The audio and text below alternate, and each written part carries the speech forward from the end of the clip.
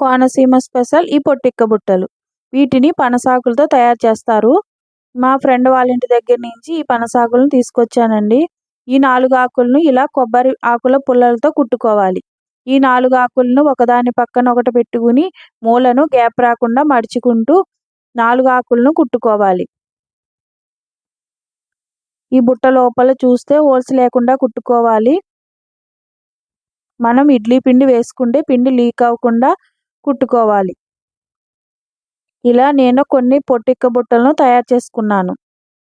ఈ పొట్టిక్క బుట్టల్లో ఇడ్లీ పిండి వేసుకుని వండుకుంటే ఆరోగ్యానికి చాలా మంచిది.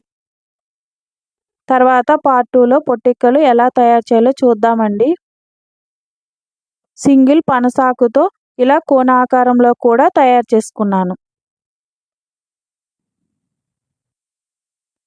మన ఛానల్ని లైక్ చేయండి, షేర్ చేయండి, సబ్స్క్రైబ్ చేయండి.